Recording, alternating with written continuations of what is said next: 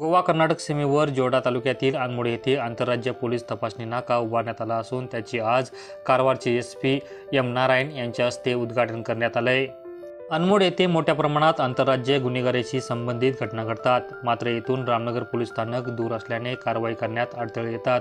त्यामुळे अनमोड येथे सुरू केलेला पोलीस तपासणी नाका आंतरराज्य गुन्हेगारीला आळा घालण्यास वरदान ठरेल। येथे पोलिसांना राहण्यासाठी स्वतंत्र जागा नव्हती, मात्र आता पोलिसांना विशेष इमारत असल्याने 24 तास सीमेवर निगा ठेवण्यात सोयीचे ठरणार आहे। स्थानिकांच्या समस्या सोडवण्यासाठी या तपासणी नाक्याचा उपयोग होईल, असे जिल्हा वरिष्ठ पोलीस अधिकारी एम नारायण यांनी सांगितले। Dandeli sub division Ramanagara police station ಲಿಮಿಟ್ಸಲ್ಲಿ ಈಗ ಅನ್ಮೋಡ್ ಅಂತ ಏನೋ ಇಂಟರ್ ಸ್ಟೇಟ್ ಚೆಕ್ ಪೋಸ್ಟ್ ಇದೆ। ಆ ಚೆಕ್ ಪೋಸ್ಟ್ಗೆ ನಮ್ಮ ಪೊಲೀಸವರು ಅಲ್ಲಿ ರೋಡಲ್ಲಿ ನಿಂತ್ಕೊಂಡು ಕೆಲಸ ಮಾಡ್ತಾಯಿದ್ರು।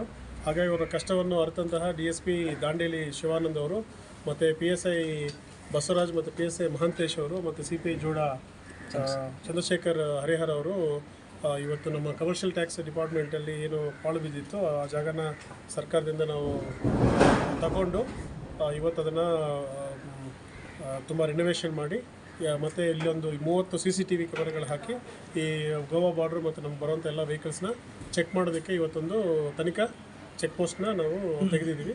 ಯಾವುದೇ ತುರ್ತು ಸಂದರ್ಭ ಅಥವಾ ಯಾವುದಾದ್ರೂ ನಮ್ಗೆ ಇನ್ಫಾರ್ಮೇಷನ್ ಬಂದರೆ ವೆಹಿಕಲ್ ಅದನ್ನು ತಪಾಸಣೆ ಮಾಡ್ತೀವಿ। ಅದಲ್ಲದೆ ಈ ಚೆಕ್ ಪೋಸ್ಟು ಇಲ್ಲಿ ರಾಮನಗರ ಪೋಸ್ಟ್ ತುಂಬ ದೂರ ಇದೆ।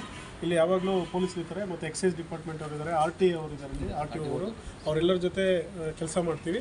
ಈಗೇನು ಇದನ್ನು ಆ ಚೆಕ್ ಪೋಸ್ಟ್ನ ಪ್ರಾರಂಭ ಮಾಡೋದಕ್ಕೆ ಇಲ್ಲಿರುವಂಥ ಗ್ರಾಮ ಪಂಚಾಯತ್ ಅಧ್ಯಕ್ಷರು ಮತ್ತು ಜಿಲ್ಲಾ ಪಂಚಾಯತ್ ಅಧ್ಯಕ್ಷರು ಮತ್ತು ಮಾನ್ಯ ಶಾಸಕರಾದಂತಹ ಶ್ರೀ RV ದೇಶಪಾಂಡೆ ಸಾಹೇಬರು ಒಂದು ಸಪೋರ್ಟಿಂದ ನಾವು ಇದನ್ನು ಇಲ್ಲಿ ಮಾಡಿದ್ದೀವಿ।